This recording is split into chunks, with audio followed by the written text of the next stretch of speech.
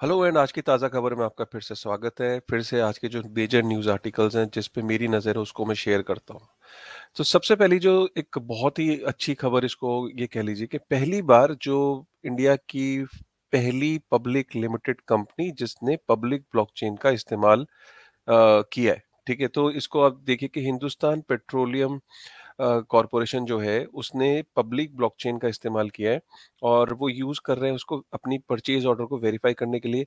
तो यहाँ पे एक इसको किस तरीके से कर रहे हैं, बेसिकली एक जपल लैब करके एक एंटिटी है जो फैसिलिटेट करती है कि जो पब्लिक लिमिटेड कंपनीज या प्राइवेट लिमिटेड कंपनीज को अगर ब्लॉकचेन पे आना है तो उनको हेल्प करती है, क्योंकि किसी भी कंपनी के कुछ गोल्स होते हैं, कुछ रिक्वायरमेंट्स होती हैं, उन रिक्वायरमेंट्स को समझते हुए और ब्लॉकचेन टेक्नोलॉजी को कैसे उन दोनों के बीच में कोई मीडिएटर का रोल अदा करती है और वो बेस्ड ऑन दैट ऐसी एप्लीकेशंस बनाती है जिससे जो गोल है वो भी मीट आउट हो जाए और पब्लिक ब्लॉकचेन की जो सिक्योरिटी है वो भी मिल जाए। तो यहाँ पे बेसिकली क्या है कि ये मिक्स है प्राइवेट और पब्लिक ब्लॉकचेन का। तो ये पहली बार ऐसा हो रहा है कि दोनों का अमाल्गमेशन है। यहाँ पे एचपीसीएल का खुद का भी एक हाइपरलेजर एक फॉर्मूला होगा और जो पब्लिक ब्लॉकचेन है जो कि यहाँ पे नियर ब्लॉकचेन का इस्तेमाल हो रहा है। तो नियर ब्लॉकचेन और जो हाइपरलेजर है उन दोनों के कॉम्बिनेशन से they have come up with a solution. So all in all important बात यहाँ पे ये है कि इससे ये पता लगता है कि पब्लिक लिमिटेड कंपनी जो कि ऑब्वियसली एक बड़ी चीज़ है, क्योंकि गवर्नमेंट एंटिटीज का अगर पब्लिक ब्लॉकचेन के लिए ओपन होना is something that that makes you feel bullish about it कि होपफुली आगे चल के पब्लिक ब्लॉकचेन्स को जल्दी इम्ब्रेस करे, इनके अराउंड कोई पॉजिटिव रेगुलेशन आए। So that just gives you hope. तो ये 3 घंटे पुरानी खबर है।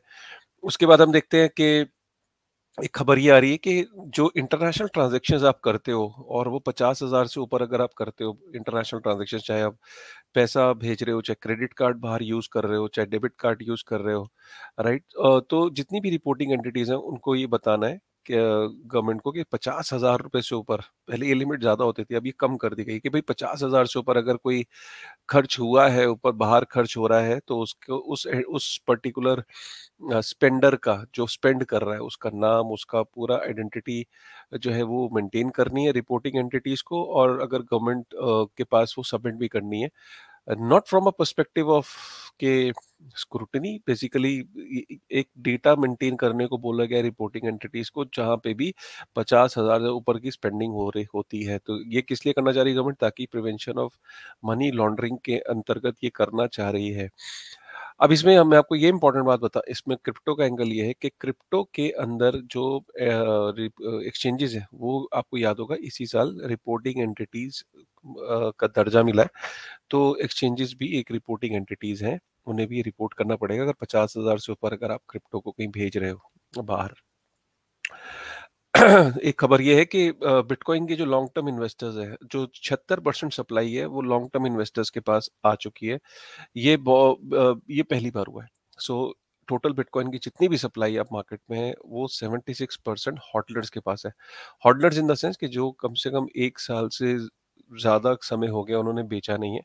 और इसका ये मतलब है कि भाई जो ट्रेडर्स नहीं है, जो लॉन्ग टर्म बिलीव कर रहे हैं बिटकॉइन में, तो 76% सप्लाई हॉटलर्स के पास है। इसका मतलब जब कोई चीज़ हॉडलर्स के पास है तो वो मार्केट में जब सेल होने के लिए आएगी नहीं, तो जब डिमांड बढ़ेगी तो obviously these are the guys who are going to you know put more pressure on the bitcoin price, because market में there are less seller, more holders. So ये एक तरीके का सेंटिमेंट दिखाता है बिटकॉइन के प्रति।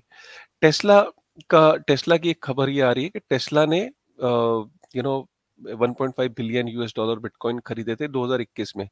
फिर टेस्ला ने बेच दिए थे 936 मिलियन, लेकिन उसके पास फिर भी कुछ बिटकॉइन अभी भी है जो कि करीब 936 मिलियन यूएस डॉलर के करीब 30,000 बिटकॉइन जो है नहीं थी, उसने 936 मिलियन के बेचे थे 30,000 बिटकॉइन।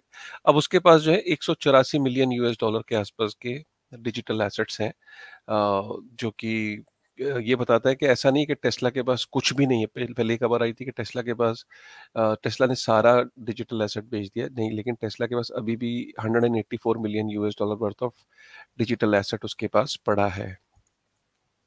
स्टैंडर्ड चार्टर्ड बैंक जो है वो क्रिप्टो सर्विसेज लॉन्च करने जा रहा है दुबई के अंदर। तो अब बैंक्स भी क्रिप्टो सर्विसेज लॉन्च कर रहे हैं। तो दुबई के अंदर ये इन्होंने प्लान किया है अर्ली 2024।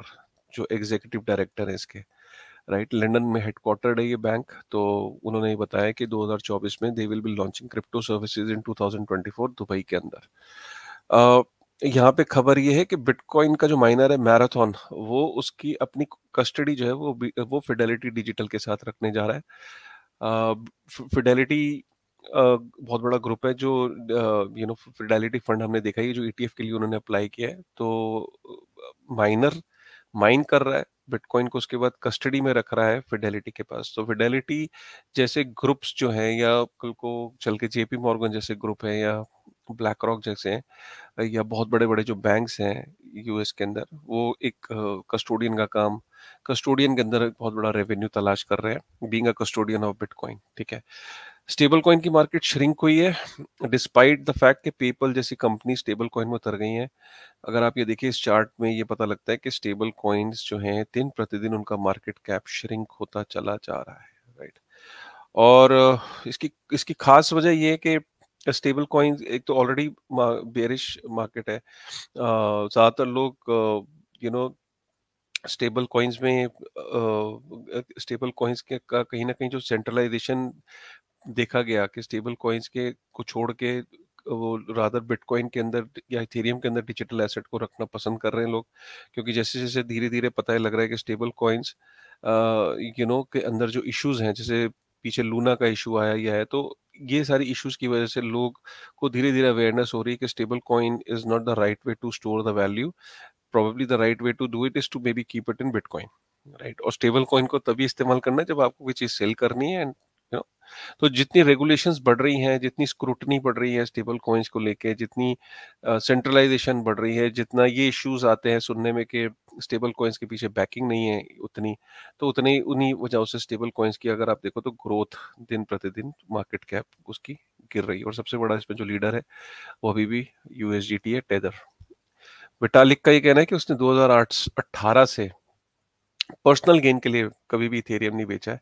सो ये एक बड़ी खबर है, क्योंकि बहुत लोग कह रहे थे कि विटालिक ने अपना इथेरियम बेच दिया, और काफी क्रिटिसिज्म झेलने को मिल रहा था। लेकिन विटालिक का ये क्लियर किया है पब्लिकली कि उसने 2018 से कोई भी इथेरियम नहीं बेचा है अपने पर्सनल गेन के लिए। जो भी इथेरियम उसके वॉलेट से मूव हुआ है वो चैरिटी के लिए मूव होता है। लोग सोचते हैं कि मैं बेच रहा हूँ, बट मैं बेचता नहीं हूँ, वो चैरिटी के लिए मैं मूव करता हूँ। ये उसने विटालिक ने क्लियर किया है। ये उसने ट्वीट के अंदर कहीं ना कहीं एक क्लैरिटी दी है। यूएस के अंदर 100 पॉलिटिशियंस ने, मतलब 100 लॉ मेकर्स ने बाइडेन को पुश कर रहे हैं कि टेररिज्म के अंदर इस्तेमाल हुआ है क्रिप्टो।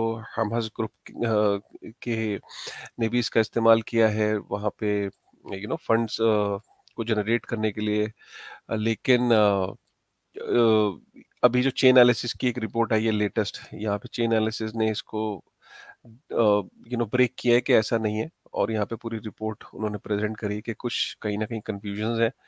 ट्रेडिशनली अगर हम देखें तो क्रिप्टो का जो यूज है वो सिर्फ 1%, जितनी टोटल ट्रांजेक्शन्स जो होती हैं उसमें 1% यूज होता है लीगल चीजों के लिए। क्योंकि क्रिप्टो फेवरेबल इसलिए नहीं होता है क्रिमिनल्स के द्वारा, क्योंकि because of its openness, because of its traceability, और इसलिए उसमें यूज नहीं होता है। यही चेन एनालिसिस की जो रिपोर्ट है, ये 18 अक्टूबर की रिपोर्ट है, कोई बहुत पुरानी रिपोर्ट नहीं है, कल की रिपोर्ट है जिन्होंने ये निकाला है। सो यूएस के अंदर बेसिकली ये कि इसको जो करंट कन्फ्लिक्ट है जो इसराइल और हमास ग्रुप के बीच में, उसका हवाला देते हुए काफ़ी सारे जो कांग्रेसमैन हैं वहाँ पे 100 से ऊपर, वो चाहते हैं कि क्रिप्टो या बिटकॉइन जैसी चीज़ें बैन हो जाए, because they are used for illegal purposes, right.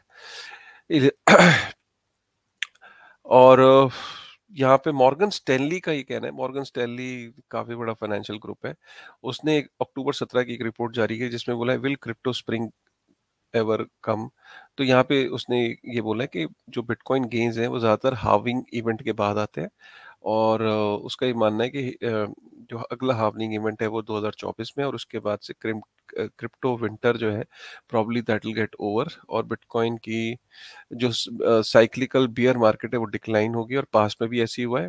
और मॉर्गन स्टैनली भी जो हार्विंग इवेंट है उसको काफ़ी बुलिश मान रहा है, और उसने पूरी एक रिपोर्ट जारी करी है कि क्रिप्टो के अंदर एक समर होता है, एक फॉल, समर साइकिल होती है, फिर फॉल होता है, फिर विंटर आता है और फिर स्प्रिंग आता है, राइट। जिसमें इन्होंने लिखा है कि during this period preceding each halving, the price of Bitcoin generally recovers from the cycle low point, but investor interest tend to be weak, right? तो क्रिप्टो स्प्रिंग क्या आ चुका है, तो उसको यहाँ पे उन्होंने पूरा जस्टिफाई किया है, जिसका लिंक मैं डिस्क्रिप्शन में डाल दूंगा, राइट। तो मॉर्गन स्टैनली जैसे ग्रुप भी अब ऐसी रिपोर्ट्स जनरेट करने लगे हैं। 10 मिनट हो गए, और यही हमारा टारगेट रहता है कि इतने बीच में हम अपनी न्यूज़ को कवर कर दें। उम्मीद करता हूँ आपको आज भी ये न्यूज़ डिटेल्स कवर पसंद आई होंगी। मेरा आइडिया है कि डेली बेसिस पे हर वो क्रिप्टो की खबर जिस पे है मेरी नज़र, और मैं चाहता हूँ कि आपकी भी नज़र हो, ठीक है। With this thought, thank you very much यार।